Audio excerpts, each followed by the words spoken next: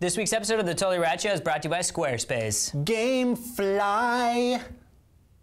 And GoDaddy. All right. This dude says, if you could have one person narrating your life, who would it be and why? But let me change that and pose to you guys. Because my answer was going to be Dan Trachtenberg, and why was because he changes everything. Morgan Freeman? If your life dictated who your inner monologue would be narrated by, who would it be? Well, mine would be Still Morgan Freeman. Millionaire Jesus. Millionaire Jesus. That would be like Jesus, but with a good not business sweet little sense. 8-pound.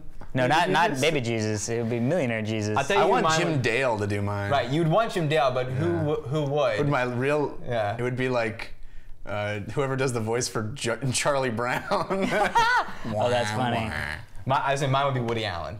Oh, well, yeah. Or Seinfeld or something. Yeah. Or just get George. Seinfeld. George Costanza. That would be awesome.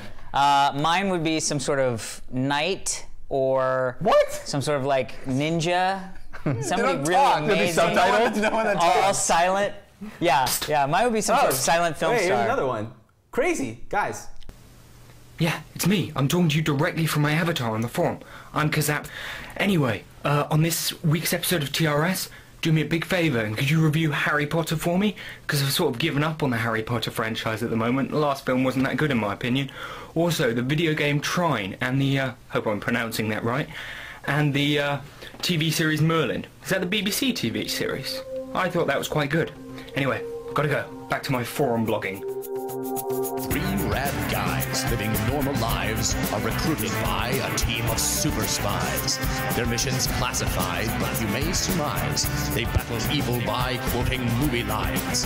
Game and TV guides are used like knives to quell the rise of demon samurais. We know it sounds contrived, but we tell no lies. It's as the name implies, the Totally Rad Show.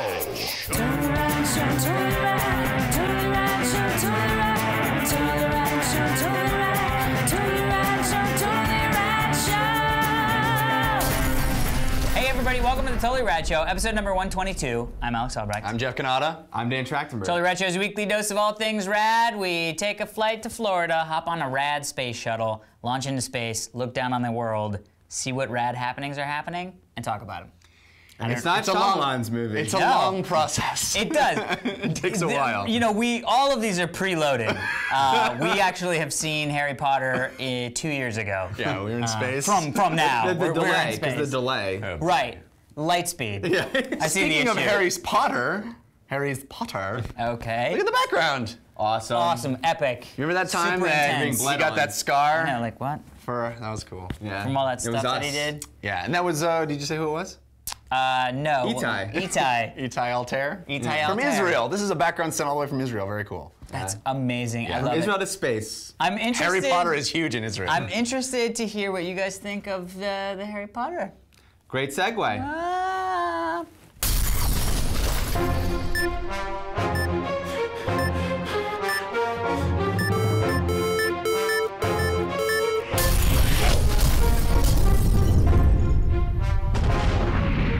This week in movies, we are talking about Harry Potter and the Half-Blood Prince, based on the book by the same name. It is the 6th book and film in the Harry Potter franchise. It's directed by David Yates, who did the last one and will be doing the following two, the last of the movies. The stars are all the same. Well, we got a new one, Jim Broadbent. We got one new one, Jim Yeah. Broadbent. Yeah. As far as everyone else, everyone returns. Yeah. And Has there ever been yes. a film series that's really No. a 6-part of one story? No, I mean the closest that you come to this is James Bond or Well, the that's not even Tarzan close. serials. Just those are episodic, but right, it's not Yeah. one. This is the farthest we've ever got. I believe. I mean, Unless you the could say Jason Star Wars. movies or. Well, even but then, Star that was Wars, 6. Star Wars was 3, and then they went back to prequels, and Yeah, it's no, not I know. one continuing. story, kind of. Sort of. Yeah. Not quite like debatable. this though. Yeah. So Same characters and same. Yeah. What did you think of Harry Potter and the Half-Blood Prince? And these two blokes have read all the books. You can call us fellers. This guy has not. So you haven't read any of the books. I've read a little bit of the first one when it came out. It's good. And then I realized it was just like A Wrinkle in Time, and I said, F this. Yeah, it's interesting. You know, it's a completely different experience, I would suspect, someone who knows the story versus someone who doesn't. And for me, the joy of these movies now is watching these incredible British actors work. Jim Broadbent is phenomenal. The character stuff that he does in this movie is great. All the adult British actors that you get to see working, it's just a treat because it feels like they leapt in with both feet to these characters. And I think the movie is shot beautifully, beautifully. There are some wonderful visual flourishes.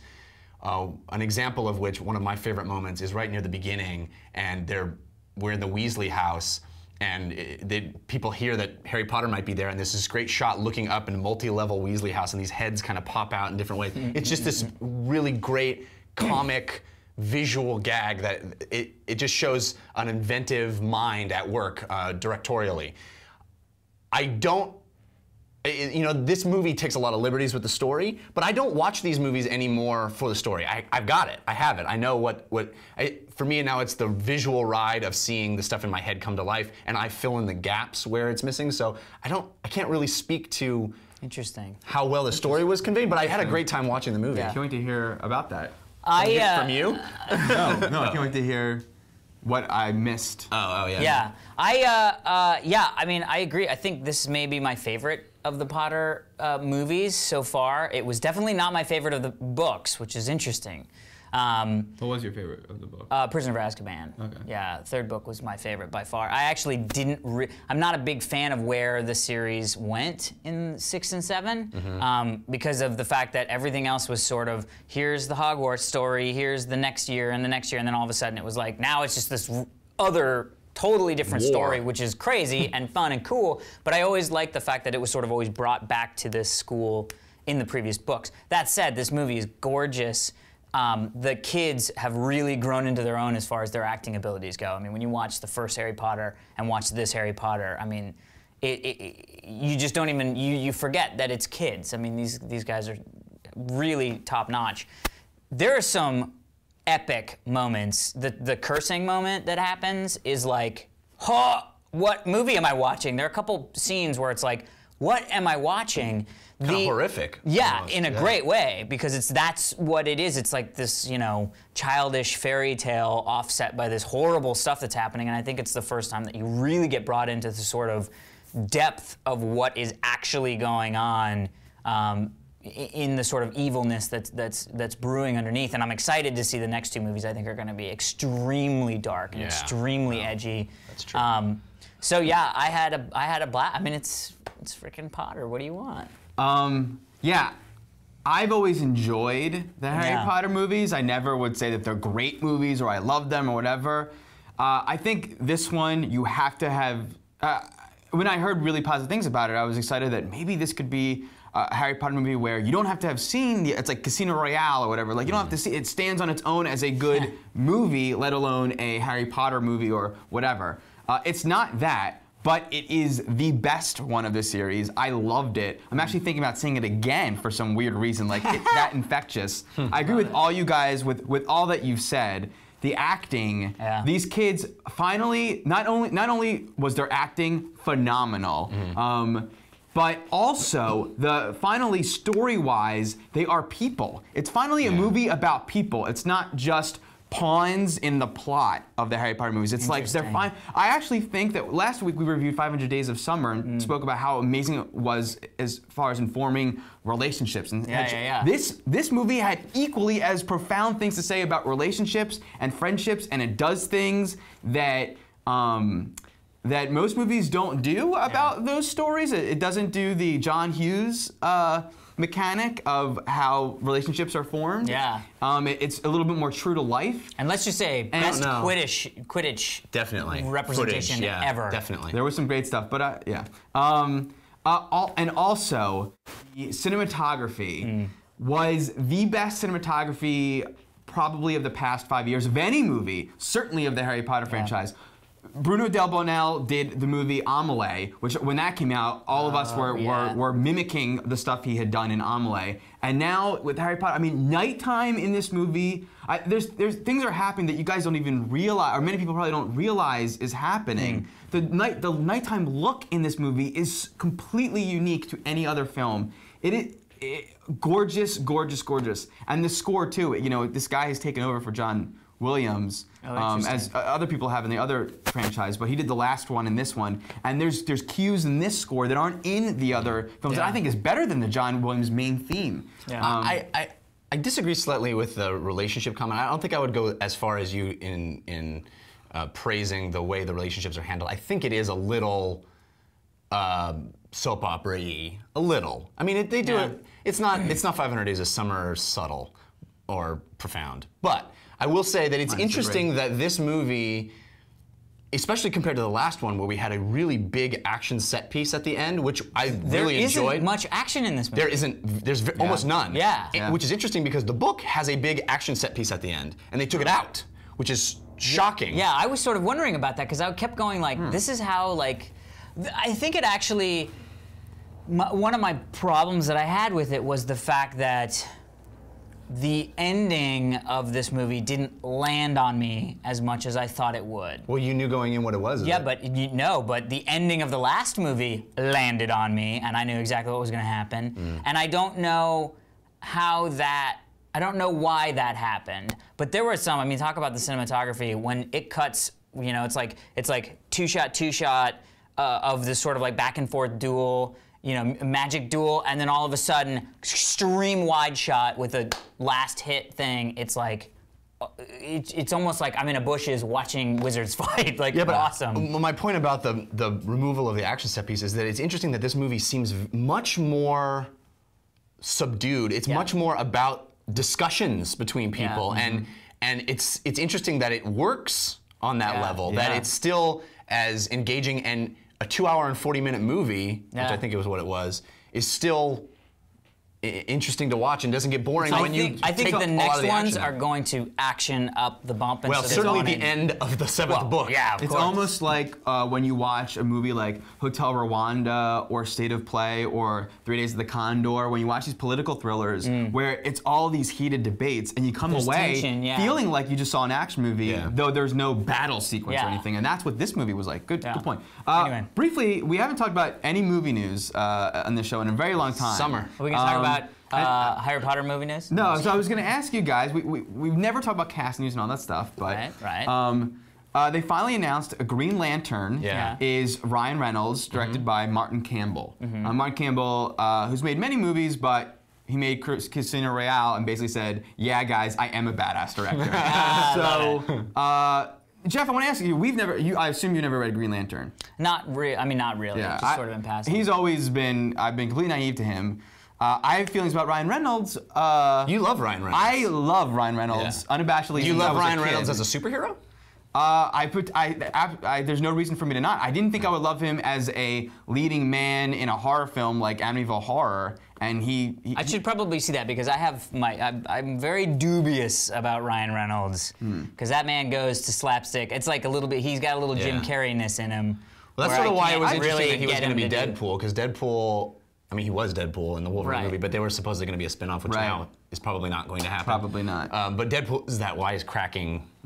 Wasn't that way in the Wolverine movies. For me, Ryan Reynolds brings to roles just what Shia LaBeouf. Like, I feel like he's a guy who, on the page, it's one thing. When he comes on board, he makes it his own, and he makes it much funnier than it would be, regardless. But on top of that, he's a very good actor. About what he brings, because I think he's for most like Blade 3, I thought he shouldn't have been in Blade 3. I didn't really like Blade 3. That's true. Well, but that was one of my biggest problems with him in it. So I'm a little bit hesitant, but again, I don't have any connection. I think he'll make a great Hal Jordan. What is the deal? Okay, well, why is that? Because for me, it's like Batman is. I know who Batman is. I know who Superman is. Those are very different roles. But then we get into this, like when they're casting these superheroes.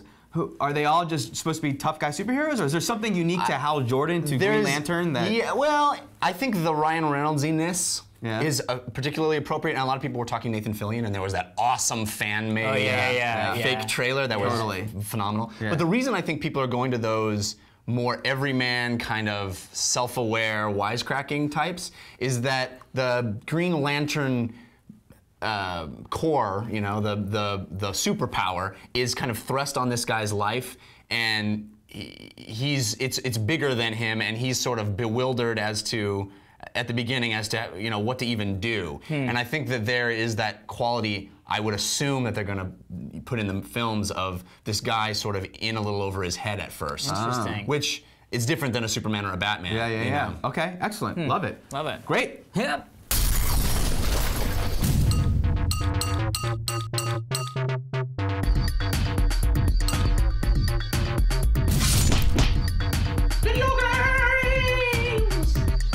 We're talking about a game we all played on the PC this week, although it supposedly is going to be released on PSN, and rumor has it also on Xbox Live Arcade. And it's a game called Trine, and it's from a Finnish developer called Frozen Byte. And this is a very sort of retro kind of game. It's that 2.5D thing where it's a 2D platformer rendered with a 3D engine. And the concept of this game is that the three major classes of role-playing, the thief, the fighter, and the wizard, all happen to touch this interesting magical item at the same time and get their souls fused together, and they embark on a quest to figure out how to undo that and in the doing save the kingdom. So the way you play is move from left screen to the right of the screen, and as the single player game you can switch on the fly at any time between any of those three classes, and the three classes play very differently from each other. The fighter, of course, is the most robust action character. The thief can swing on a grappling hook, which can attach to any wooden surface, and has a bow and arrow. And the wizard can create boxes and ramps and this cool floating triangle thing as you level up. And so it's a part puzzle and part action game. It reminded me actually quite a lot of the original Prince of Persia, not the 3D Xbox Prince of Persia, but the original old school Prince of Persia. Yeah, the thief was very Altair from Assassin's Creed. Like the white hood and the little, Yeah. Oh, what did you think of the game, of Trine? I liked it. I liked it a lot. Very difficult at times. There were definitely parts where I was like, man, I guess that's impossible to do. And really? And then I was like, oh, I figured it out. Okay. I mean, it's just from the like motion of it, you know, getting into the rhythm of it. But the fact that you can swap on the fly was unbelievably satisfying. Having the wizard like shake something and then switch to the thief, shoot it, and then swing, like double swing yourself. I mean, it's just immensely satisfying. So it's a very satisfying game. I would probably prefer to play it on like an Xbox or PSN. We played it on Steam. We played it on Steam, yeah. And playing it on the PC just was a little bit like, I mean, maybe I'm just not in, you know, it's like I know what else I can play on it. So it's like, I could be playing, you know, first-person shooter. Wow. Answer to that as well. First-person shooter, really? Yeah, like Left 4 Dead. You know, you play Left 4 Dead on the PC, and it's like, wow, this looks so much, you know, so cool. So I kind of felt like for a platformer, it would have been nice to be sitting on a couch. Well, I gotta say, I plugged my Xbox controller into my computer, and I played it with a gamepad. Oh, see, I could have done that. I should have done that. Yeah, the game supports it, and it's absolutely awesome. Yeah. What did you think of Trine? Could I have done that? No, because okay, damn. Love Trine. Graphics are amazing. Incredible. Gorgeous graphics. Reminds me of, maybe because it's on the PC, and if it was on the console, I don't know if I'd say it, but it reminded me of Diablo 3. Me too. Yeah. Okay. Very much so. Yeah. Well, I was going to say that it's sort of, when we went to BlizzCon last year, and I came home and I was like, all I want to do is play Diablo 3. It kind of scratched that itch a little bit. And it's a very different kind of game, but the feeling of being in that world. The feeling of it, yeah, totally. Yeah. Yeah, this is my favorite kind of game. The action-y stuff, the puzzle-y stuff, all engaging my Twitch and engaging my brain. The only thing was, and I wonder if this would be different with the controller, is the swing mechanic, an inferior swing mechanic to other swing mechanic games. But yeah, the using it and then having to I hit up and like it just something was really off with the swing mechanic in the game. I was never able to do it in a really flourishy way, which perhaps is very different when I'm hitting a button, but that the right button on the mouse and the left button, but I can't just hit the left button. I have to also jump at the same time, or like if it's going, and it could never get my momentum right. It was always off for me. But yeah, a really like new idea, like unique and really fun and great looking and just a great. I completely agree. I love this game. I had such a blast, and it really, quite opposite to what you said, it really re-energized me to play PC games again, because I'm sitting there looking at this thing in 1900 by 1200 on my monitor going, oh, I forgot. I mean, 1080p is nice, but looking at this game, it is absolutely spectacular. 1200p on a smaller monitor, it's going to look better. It's just stunning. It is one of the best looking games I have ever played, I think. And the physics system is great. The way you solve puzzles in this game, and almost every time you enter a new screen, there's some sort of puzzle of figuring out either how to get to these little green potions that represent your experience, which I think is a very cool thing, because it really is. You have really had experience figuring out how to get to it in order to get the experience.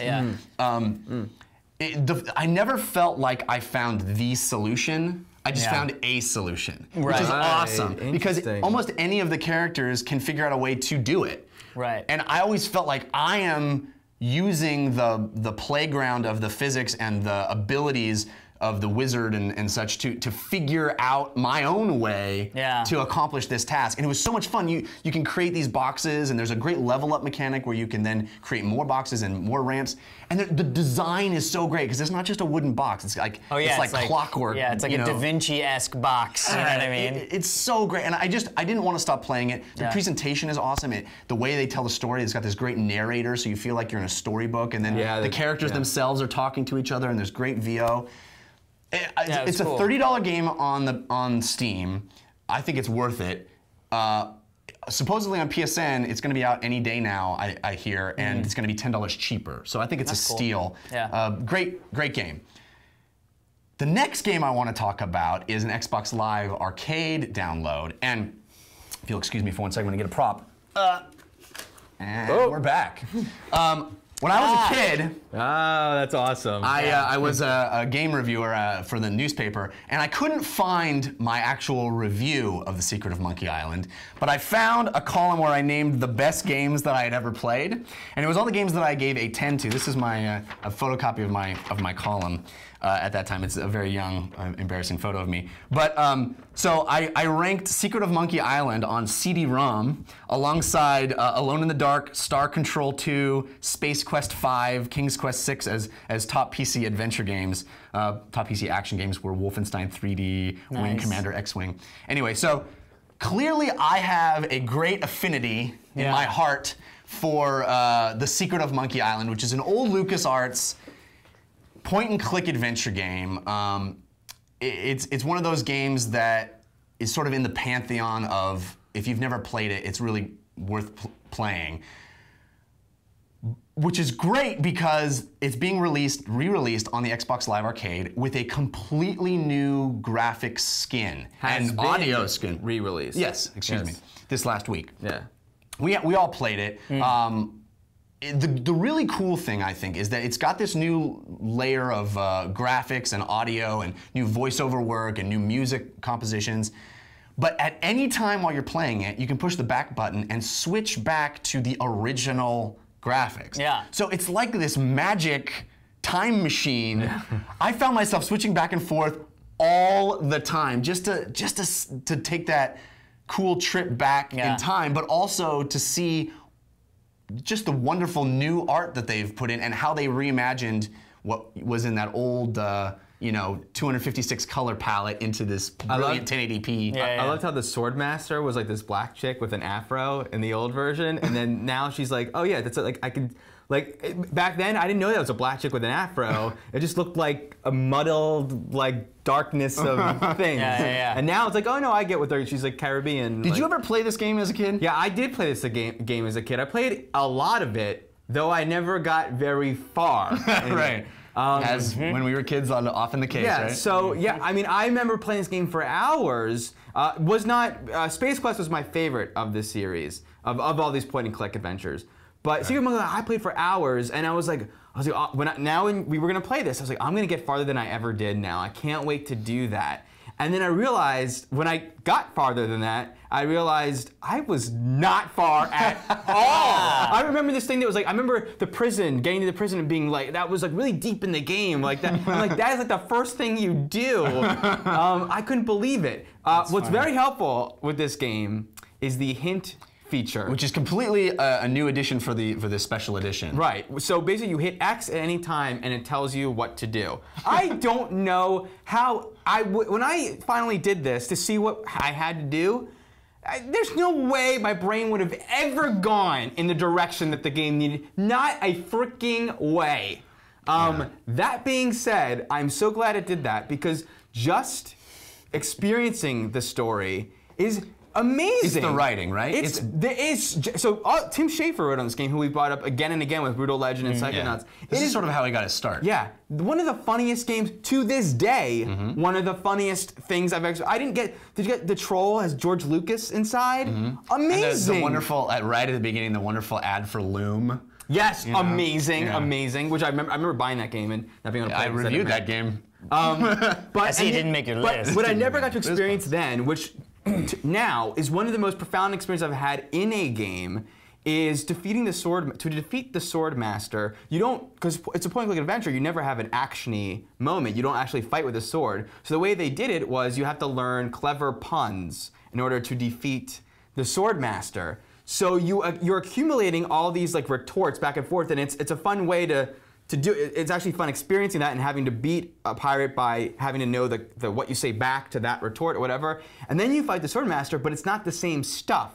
So you have to infer from her new insult what your comeback could be. That was a comeback. So and it's like this. I actually was like a young wannabe pirate who became badass. The game made me feel like that's always my favorite moments in these games. I felt like your razor sharp wit had been it was honed. Remarkable. How was your razor sharp wit, Alex? Dull and listless. No, Yeah. I did not. I did not.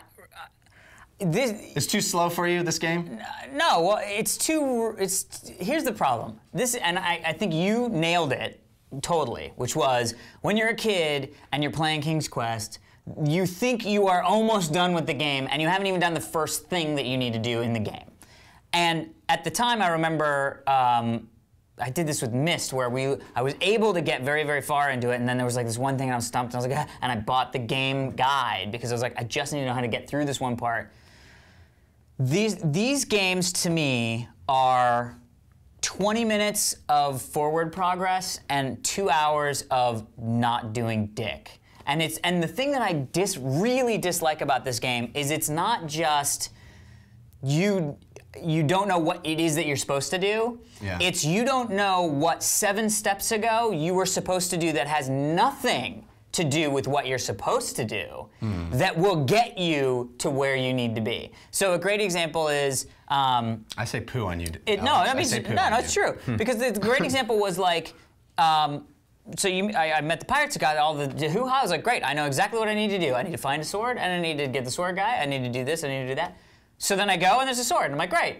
No way. A half an hour of how do I freaking get this sword from this guy? That's the joy. That's the joy. For people. Yeah. That is the joy for people. For me, it was, I met the pirates and then left to go try stuff instead of going through this random others. Literally, I was 2 hours because I chose to go left on a screen instead of right. And if you go left, you can go anywhere else in the game and nothing is doable. There's no progress.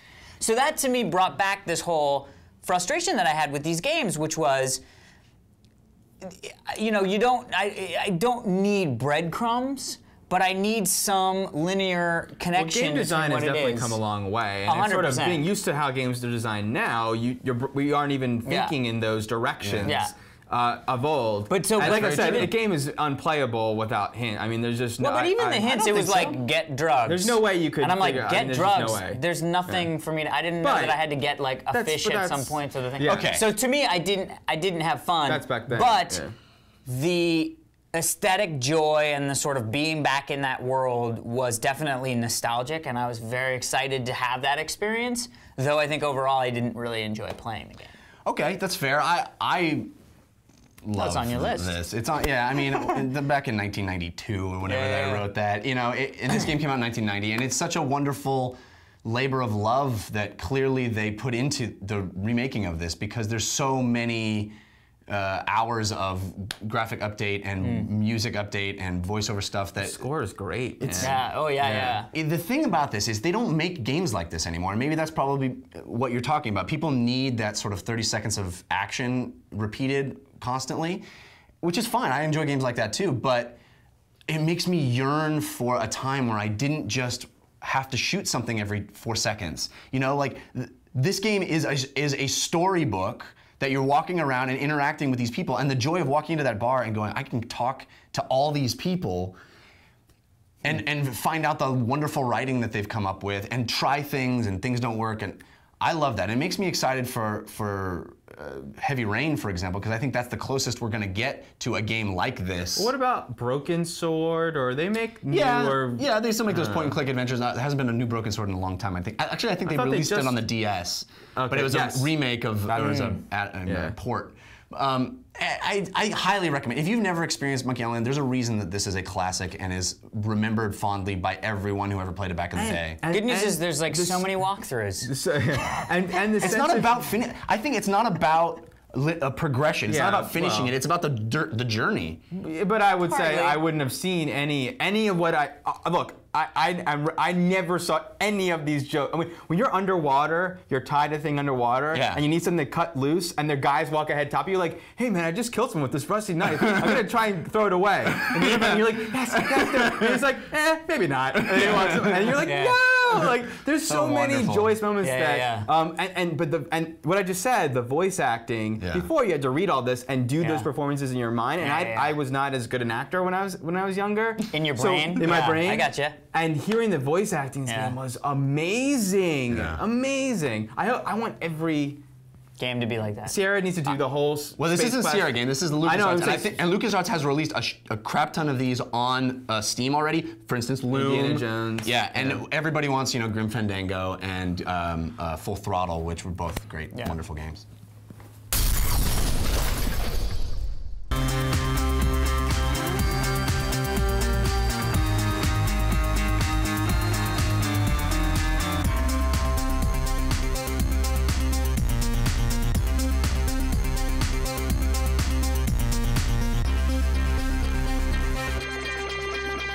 So we are back again talking about TV. So much stuff has been happening in television. True Blood is back. You guys been watching it? Yeah, good stuff. Good stuff.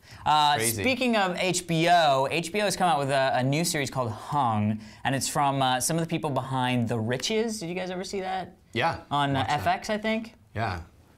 So it's a couple of the peeps from The Riches, and it stars Thomas Jane, Jane Addams, and Anne Heche, as well as a number of other people. And the first episode was directed by Alexander Payne. Alexander Payne, yes. The first episode was shot very, very well. Anyway, so Hung is about a down-on-his-luck men's basketball coach, boys basketball coach in high school, who was sort of the popular jock in high school, who has sort of gone down a bad path. His wife divorced him. His house catches on fire. There's a lot of bad stuff happening, and basically he ends up sleeping in a tent with almost no money. So he has one sort of good value for himself, which is he's hung like an ox. Hence the name Hung. And so he basically goes on this adventure to become a male prostitute. Straight male prostitute. A straight male prostitute, yes, very nice. Hilarity ensues. Jeff, what did you think of Hung? I really, really like it. Yeah? A lot. Yeah? We've seen the first 2 episodes, and I thought the pilot was one of the most entertaining pilots I've seen in a long time. And the second episode I thought was even better. It made me laugh out loud several times. The premise is, of course, ridiculous, but they don't pretend that it's not. Right. You know, there's this wonderful sequence in the first one where in another show it would be like oh my God, really? He's saying that? And in this show, he says it, and then it's like, but I didn't say that. Yeah, yeah, you know, and I give it a lot of credit for that because it's sort of self-aware, and it goes, listen, we know what you're thinking, you know? Right. Also, I think it's as much as it's about this sort of funny, sexy premise, it's also about commerce. It's about kind of like the Girlfriend Experience that we reviewed earlier this year. It's about the down economy. Yeah. It's about what family and relationships. Yeah, it's about changing professions in midlife, you know, and I think it handles all those topics deftly and with insight, you know. I absolutely, I think Thomas Jane is great in it. Yeah. I absolutely, you know, and it's also funny. One last thing, you know, much like the movie. Can't Be Buy Me Love? No, the other one where he was the male prostitute. Same. Loverboy. Loverboy. Yeah, Pizza with anchovies. Right, which as a kid you think, oh my God, that's like the greatest Best thing job ever. Where, you know, the idea that when you become a straight male prostitute, you're only gonna be chicks. with like middle-aged, hot, you know. It's Kirstie Oh, Alley. Loverboy, Really. it was Kirstie Alley. All right, So what did you think, Dan? I agree with Jeff. I loved it. Yeah. First of all, though it isn't created by Alexander Payne, he's also an EP, and Election is one of my favorite movies of all time. Yeah.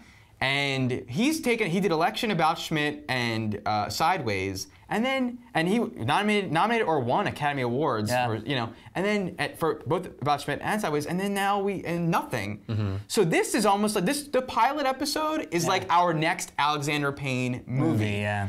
And it has the thing that he brought to cinema, I think, is that quirky portraiture of very real life, but with a little bit of quirk in it. You know, it's like, this is so real life and so matter of fact, but a little bit the way he shot the fire sequence. I agree, it's great. I literally went back and I was like, Heather, you have to watch this. This is the best way of explaining this tension and what's happening. Portraits of very all matter the of fact things in the house that were, it's... And not just like that. The casting of this show, I'm flabbergasted. Yeah. The kids, kids, the most real, perfect, and they're great actors. Yeah. And even Thomas Jane and Jane Addams are. It's like it brings so much to the story because they're not like. They're not good-looking people with ponytails and glasses on. They're real. They're real faces. They're real people. I'm not attracted, but they're real people. With ponytails and glasses on. And Thomas Jane, I will say right now, I have never liked him in a thing. Really? Never liked him. He's perfect in this. He is perfect in that scene where she's like, "Are you gonna dance for me?" And he's like, "It's so great." It's very like Election meets Weeds. By way of American Gigolo. Yeah, amazing. That's the mix that was happening. I mean, I totally agree. It's hysterical. It's great. I can't wait to watch more. I mean, everything these guys said about it. Now on to some controversial. Maybe? I don't know. I got the text from Dan. That was very interesting. We're talking about Merlin. Now, Merlin is a very interesting show because it is a BBC series shot and aired in the UK that is being re-aired unedited in the United States on NBC Sunday nights at 8. That's a big deal because it's not like they're bringing Merlin over, recasting and reshooting like they did with The Office and 1,000 other shows. This is them literally just airing a British television show. And so I give props to NBC for doing that. I mean, that's a big deal. Yes, it's on Sunday night at 8, which is like Death Valley, but still, big deal. So you can watch it on Hulu, whole 9 yards. It stars John Hurt, Colin... The voice of John Hurt. Well, yeah, Colin Morgan plays Merlin. Oh God, and what's the guy's name? Giles. Anthony Stewart had Giles. Anthony Stewart House. Giles. He's not in Street Fighter 2. I love calling him Giles. So Giles from the Buffy series, plays Uther Pendragon, and you know, ostensibly it's Smallville for Camelot. It's sort of teenaged King Arthur as just Prince Arthur, teenaged Merlin, teenaged Guinevere, and sort of the changes of how the dynamics are, knowing what it's going to be, and then how they are currently as sort of angsty teens. And basically the premise is that magic has been outlawed in Camelot. The king has, it's been 22 years and nobody's ever done magic, and the show starts with them executing somebody for doing magic, and Merlin is like showing up like, hey, oh, magic, yeah, okay, I don't do magic. Magic what? And so it's the experience of him growing up in Camelot and how it sort of melds into what we know of the Merlin and Arthur legends. Daniel, what'd you think? Well, Text no about secret, because I'm emailing you guys about, we have to talk about this. I loved this show. Caught me completely off guard. I watched it on Hulu late at night.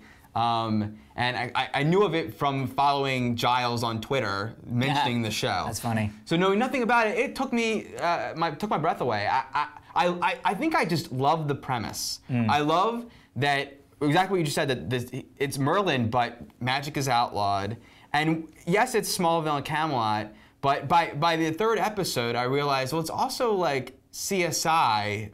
It's like Smallville and CSI, but also the themes of Lost, that science versus faith, is starting in this story, and it's not really faith; it's magic. Science versus magic. Right, science versus magic, but I think that will become much more as grander themes ensue. But I love that, and I just love experiencing. We normally only get one kind of story in this milieu, and I love the idea of just spending time here and having a team. Because I always want to see that even in the Western setting or in the Victorian era setting. Like, I love the idea of but there were teenagers then too. Yeah. Like, why not? Why can't there be an American Pie story in that time? Now, this is not American Pie. It's a little bit different, but. Yeah, so I love it. Interesting. Yeah. Jeffrey?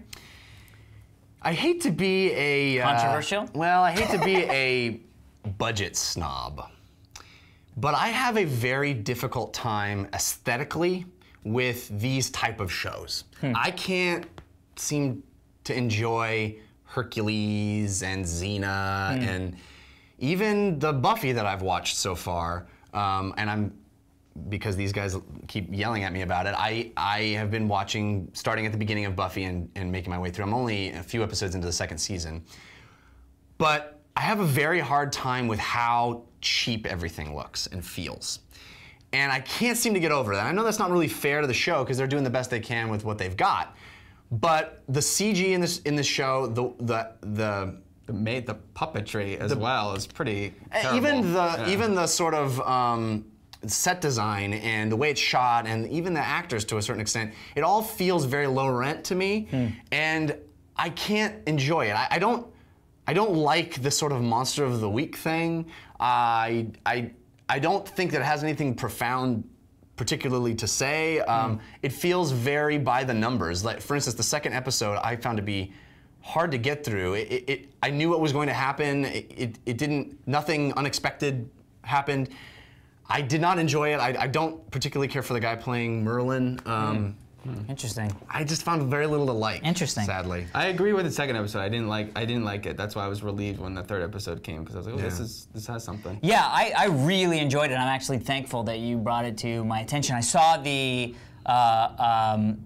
promos for it on NBC, and I was like, what is this all about? And then once I found out that it was a BBC series, and I was like, okay, well, I like what's going on. And then when I finally watched the pilot, it was like, yeah, I'm in like Flynn. And then the second and third episodes, I mean, it was great. I actually disagree. I think the kids are what make it for me. The kid playing Merlin and the kid playing Arthur are great. And their relationship is such amazing casting because their relationship is so like electric. You know what I mean? They're like, I agree. Yeah. They're like Kirk and Spock in the new Star Trek. Yes. Exactly. Yeah. Yeah, I mean, it's great. And the way magic is handled, I think, is really kind of cool in the way that, you know, other people have, and maybe it's because I can forgive it, because it's not for me to say that I feel like the production value is high. Right. No, it's that getting past that, you see what they're trying to do. Now, that said, I'm a complete nerd for fantasy stuff, so this, to me, is like, it's like fantasy meets awesome town and there's magic. Well, you know, at the beginning of last week's episode, in the intro of last week's episode, I talked a little bit about the George R.R. Martin stuff that I've been reading. Yeah. And it's so well written. that it's hard for me to go into that universe and see kind of shoddy writing, or what it comes across to me as very pedestrian writing, where what I'm experiencing in the same sort of general genre and universe is so rich and so well structured, and maybe that's also the time that I'm seeing this show, is that it doesn't reflect. It might be. Because I was like, wow, I prefer this to Harry Potter. You know, really? Before I had seen the latest one, I was like, this is so much better than the first Harry Potter movies, and all. Just because the magic. Very similar. I want to carry on to that, because the magic I loved. Like, he's not allowed to do magic. Yeah. And the way he's. I'm also a big thing for underdog stories. Yeah. And they made Merlin this underdog who has this ability that he knows nothing about how to use, and he can't fight anyone. Yeah. So he has to use magic in a weird way. He can never just use magic. He has to use it to do this thing that affects that thing that wins There's the no day. rules. There's nothing he can't do. Like, he can make a person not die, you know? Which in the 3rd episode is what happens. I don't know. Well, anyway, it's I'm glad worth you guys checking like out it. if you like fantasy stuff. They'll be prepared for a little bit of low bud. Yeah. What up? Okay, before we get to our email, we do want to thank our sponsors, such lovely sponsors as the gentlemen over at Squarespace and ladies. Squarespace, if you have not heard, first off, get out from under the rock you've been living under and get yourself a Squarespace account. Squarespace is the place to get your website hosted. They have the best, hands down, bar none, WYSIWYG web design software built into their sites. Amazing. I think their plans start as low as like $8.95, I'm hoping. Or now there is a new plan for $8.95. And if you use the code TRS when you check out, you get 10% off. Not just the first month, not just the second month, not even just the 3rd month, but the entire lifetime of your order. So head over to squarespace.com and check them out. It's so easy to make great stuff at that site. I mean, my website was made all through Squarespace. And I don't know if you guys heard, Dan, he tends to hear things. Okay, Dan's on the internet. Yeah, but I don't know if you guys heard this. Cosmo? Yes. Cosmopolitan magazine? Yes. Yeah. Yeah, you know that they named, they do the lists of ways to please your man. Oh. Number 3, viewingjeffcanada.com. That's how Interesting. sexy my website That's is because how of amazing Squarespace. Squarespace is. Squarespace.com. Running back! Good God. All right, How let me tell long you. is that going to be running? As long as it can run. It's a marathon, not a sprint. Okay. I want to tell you about GameFly. GameFly is a video game addict's crack, because I think that's what they wanted me to say, right? It's in the copy. Seriously though, if you are like me and you just cannot get enough video games, it's the best thing to do. You can start $15.99 and you get a video game sent to you in the mail. You have a list that you log onto the website, kind of like Netflix. You make your list of video games. They send you the next one on your list. You play it as long as you want, keep it as long as you want, send it back when you're done, you get the next one on your list. Spectacularly easy. They have a huge library of games, and if you end up liking a game so much that you're like, you know what, I don't want to give this back, I want to keep this forever, then you can buy that game at a reduced price because you already have the subscription. It's great, and if you use our promo code, which is, or go to the website, gamefly.com/TTRS, which stands for The Totally Rad Show, you can get a 2-week free trial. So I highly recommend just try it out. See how easy it is to get your games, and then you don't have to buy $60 games every week. You get the next one sent to you in the mail. Yeah. Also sponsoring this week's show is GoDaddy. GoDaddy is where you get your piece of the internet, guys. You get domains as low as $1.99. They have easy-to-use startup software. Mike was just telling us that he uses GoDaddy all the time when he's transfer files to clients of his, and his clients are always like, what server are you using? This is so fast. And he goes, just GoDaddy. Go diddles. So at Go GoDaddy. diddles. Go to revision3.com/GoDaddy to see all the promo codes. Love it. Also, quick news. The DVD of Season 1 and Season 2 intros are currently up right now, available for sale. So head over to revision3.com/TRSDVD and get these epic DVD packages. You'll really hear- true history of the Totally Rad Show is on those discs. Not only do you get to own all the intros in much better definition, but you also hear commentary from us running through the whole thing, through Steve running through the whole thing, and a couple little a secret pilot intro never before seen, and montages. Lots of goodies, a lot of good stuff. A lot of good stuff. So check it out. Revision3.com/TTRS. No, that's TRS DVD. TRS DVDs. All right, let's get to our email. Dear TRS, what's up, rad dudes? Not much. Just doing a show. What about you? Cool. I was super stoked last night to go see Harry Potter. Being a die-hard Harry Potter head, since the first book came out, as usual, I ended up being buzzed about the movie. I mean, it was good, but it paled in comparison to the book. Interesting. I always feel that the directors and screenplay writers add or leave out some points, some of the good stuff. So my question is to the three of you, are there any of your favorite books that have been made into movies? And after watching the movie, which did you like more, the book or the movie? Keep it rad, Justin. Interesting question. You, I think, have just had one made into a movie. Haven't seen it yet. Oh, so Time what? Travelers and everything? So yeah. So what about and you? The Road, actually, both those movies are coming up. They're books that I adore. Okay. I haven't seen those yet, but I anticipate the movies not being as good as the books. But that's okay. We'll see. You know, the one that leaps to my mind actually is The Lord of the Rings. Oh, Because yeah. The Lord of the Rings I read as a kid, and I think it was the one time where the richness of the films really complemented the book in a great way. I mean, I love those books, but there's a lot of stuff to slog through. A lot of the, you know, his talking about who begat who and who's the, you know, and those movies are you still get that depth. Yeah. I think you do. Yeah, oh yeah. You know, so I think that's a great example of a movie that lives up to the book.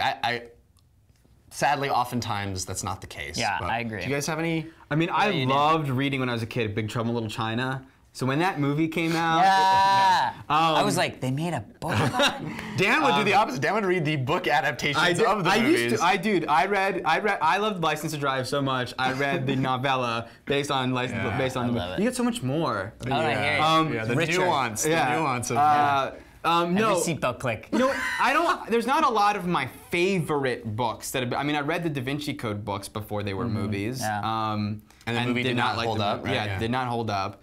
Beowulf I read when I was a kid quite a bit, and I loved the movie. I think what it will be for me is that Youth in Revolt coming out with Michael Cera will be the first time that something that I treasured, like a lot of people did, the Lord of the Rings, like those, like from when my childhood treasured, that is being made. Because even Where the Wild Things Are, I never really got into them. It wasn't. You know what else is coming out or is supposed to eventually be made is The Giver. Frank Darabont was supposed to make The Giver. You guys, I never read it. it In high school.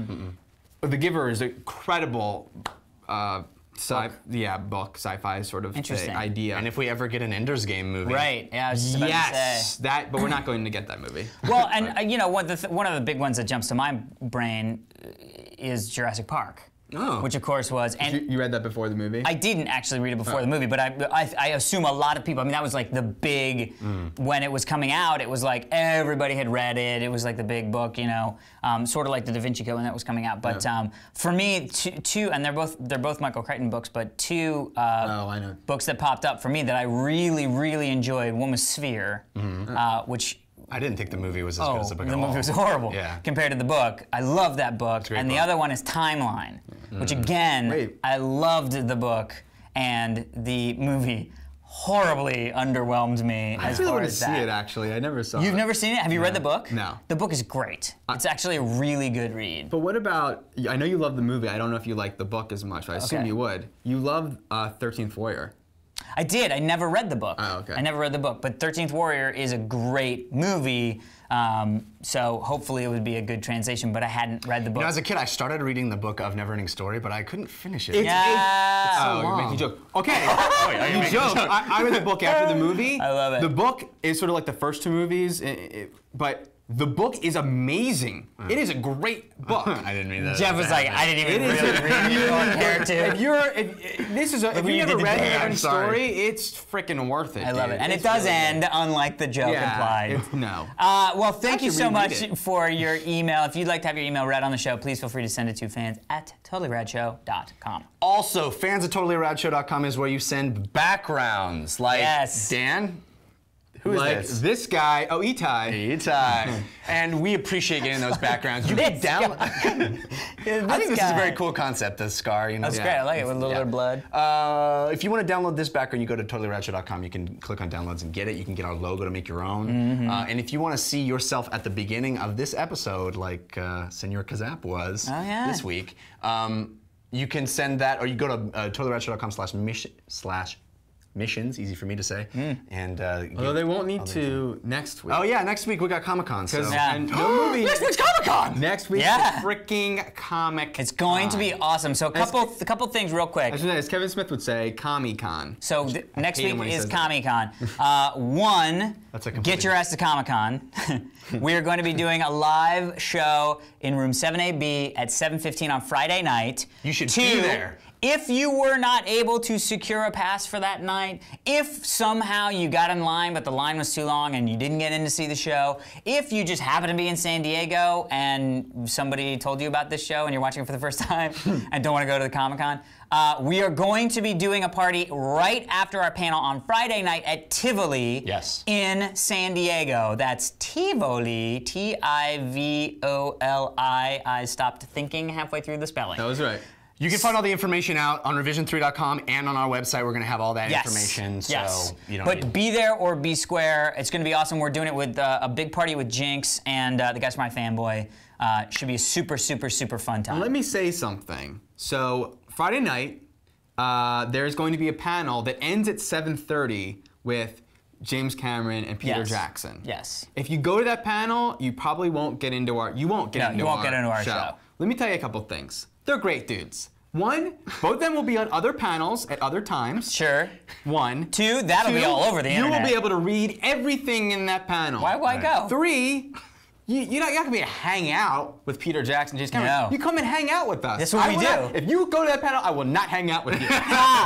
So tell Dan when you get to the party that you went to that panel so he won't hang out with you. Speaking of Jinx at the show, they are being awesome about getting excited for Comic-Con, and in doing so, they're offering a special discount. Gearing up for Comic-Con, if you're downloading this the day it comes out, you basically have 24 hours to take advantage of the promo code TRSComicCon. At jinx.com for all our merchandise that's there. 20% off 20% all off. of the TRS so merchandise. grab it while you can, man. Yeah, definitely. And a lot of those are going out of stock because we're going to run out of them and reissue other new stuff. So get it while you can. Yep. All right. That is it for this week's edition of The Totally Rad Show. I'm Alex Albrecht. I'm Jeff Canada. I'm Dan Trachtenberg. We'll see you in San Diego! Woo! What? He's talking to us. Stop talking. It's amazing acting.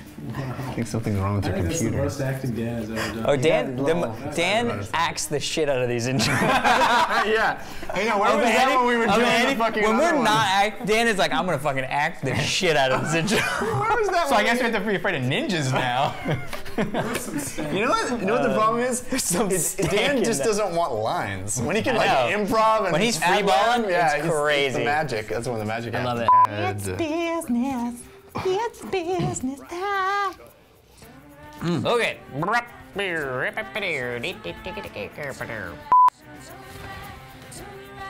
All right. Good work. See you guys. See you guys.